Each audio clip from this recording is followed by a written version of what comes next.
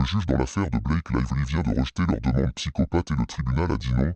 Une grande victoire pour Justin Baldoni, ce qui signifie une énorme défaite pour Blake Lively. Ses avocats sont-ils stupides?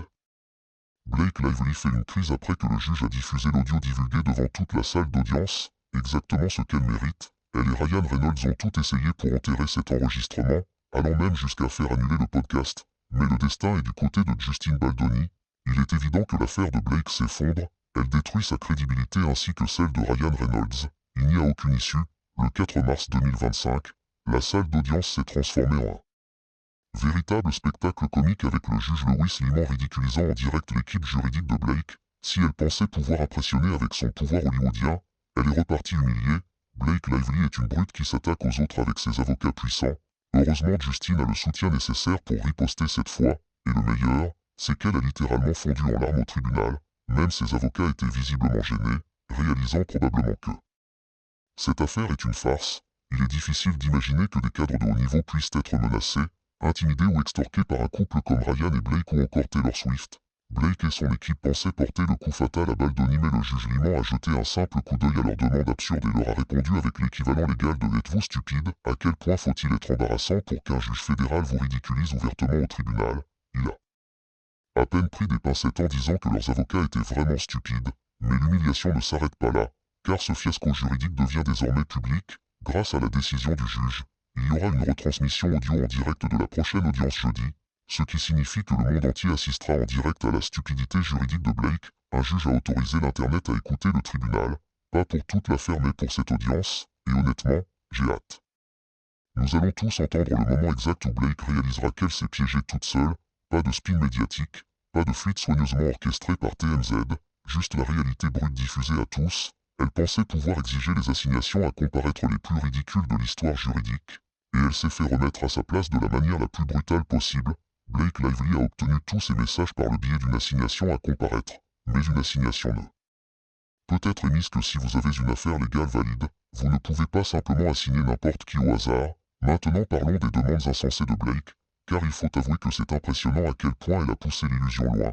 Ses avocats ont eu l'audace d'exiger 2,5 ans d'historique d'appel, de SMS, de données de localisation, de visites médicales de Baldoni, comme si elle auditionnait pour un rôle de harceleuse professionnelle. Le juge dans l'affaire de Blake Lively vient de rejeter leur demande psychopathe d'obtenir chaque message envoyé par Justin Baldoni et son équipe sur une période de 2,5 ans, en plus des données de localisation, ce qui était prévisible. Imaginez entrer dans un tribunal et demander au juge des données GPS détaillées sur quelqu'un pendant plus de 2 ans. Blake, que crois-tu être, le FBI? Et le juge n'a pas mâché ses mots, il a immédiatement rejeté la demande. C'est dire à quel point elle était absurde. Aucune justification légale, juste du grand n'importe quoi que le juge Liman a réduit en cendres.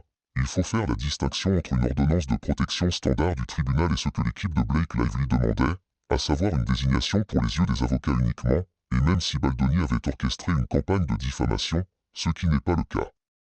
Cela aurait prétendument commencé en août 2024, alors pourquoi demande-t-elle des enregistrements remontant à 2022?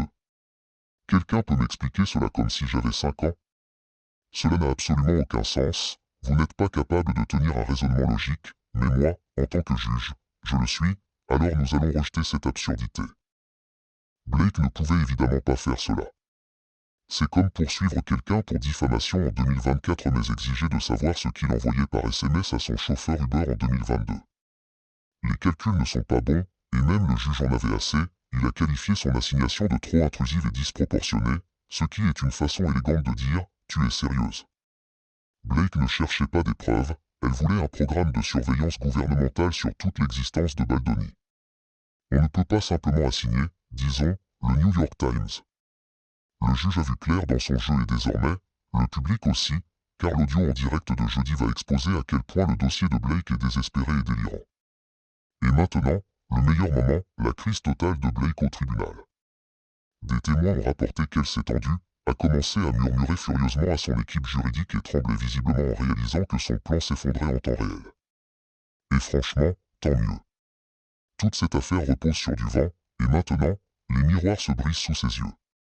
Ce n'est pas la première à tenter ce coup, Blake Lively, Ryan Reynolds, c'était leur stratégie, et maintenant, ils veulent remettre le génie dans la bouteille. Mais devinez quoi? Le génie refuse d'y retourner, il est maître libre. La décision du juge a été si brutale, si humiliante que l'équipe de Blake a tenté de la faire passer pour une victoire médiatique. À quel point faut-il être embarrassé pour se faire démolir en justice et prétendre avoir gagné? C'est comme se faire d'un cœur au basket, s'écraser par terre et se relever en disant « Ouais, j'ai totalement fait exprès ». Non, tu as perdu, et de façon spectaculaire. C'est sidérant à quel point l'équipe de Blake est stupide, et à quel point elle est égocentrique au point de croire qu'elle peut convaincre le monde qu'il n'a pas vu ce qu'il a vu de ses propres yeux. Et voici où les choses empirent encore, le moment d'humiliation absolue où le juge a utilisé la propre plainte de Blake contre elle, prouvant que sa demande était juridiquement absurde. Elle s'est contredite au point que le juge a utilisé ses propres mots contre elle. C'est de l'auto-sabotage de haut niveau. Et où était Ryan Reynolds pendant tout ça? Porté disparu. L'homme qui adore Twitter, plaisanter et faire le buzz a disparu dès que les choses sont devenues sérieuses. Un récent dossier montre qu'il était paniqué en général. Il était probablement trop occupé à jouer à Deadpool pour assister au naufrage judiciaire de sa femme. Il a laissé Blake subir seul l'humiliation publique, et franchement, on ne peut pas lui en vouloir. Qui voudrait être associé à ce désastre? C'est un peu hypocrite pour elle de demander aux tribunaux d'arrêter d'en parler publiquement tout en continuant à se ridiculiser. Mais au lieu d'admettre la défaite et de partir avec un minimum de dignité, l'équipe de Blake a redoublé de stupidité. Plutôt que de consolider leur dossier, de présenter des preuves concrètes ou d'agir comme de vrais avocats, ils ont immédiatement déposé d'autres assignations, espérant qu'en noyant le juge sous des absurdités juridiques, quelque chose finirait par coller. Blake dit qu'elle est ravie, mais maintenant, elle veut empêcher la divulgation des autres vidéos. Et on est censé la soutenir? Blake vient d'apprendre à ses dépens que le pouvoir d'Hollywood n'a aucune influence dans une salle d'audience. Elle pensait pouvoir intimider pour gagner, mais le juge Liman l'a traitée comme un enfant capricieux dans un supermarché. Et maintenant, ce cirque judiciaire ne fera qu'empirer pour elle. Après l'humiliation d'aujourd'hui, il n'y a plus d'issue, le monde regarde, la justice ne tombe pas dans son piège, et sa réputation s'effondre en temps réel. Et ce n'est que le début. Ces avocats sont-ils incompétents? Pourquoi continuent-ils à accumuler les erreurs et à se ridiculiser ainsi? Blake Lively n'était pas juste désespérée au tribunal, elle était en mode méchant de film hollywoodien, exigeant un accès total à la vie de Justin Baldoni, appels, messages, données de localisation, emails professionnels, absolument toutes ses communications. Elle voulait même ses rendez-vous médicaux, comme si elle allait elle-même poser un diagnostic. Qui ose demander ça? Blake croyait mener une enquête secrète de haut niveau, alors qu'en réalité, elle ne faisait que se ridiculiser devant un juge fédéral. Et soyons honnêtes, il ne s'agissait même pas de justice, mais d'une tentative désespérée de salir Baldoni.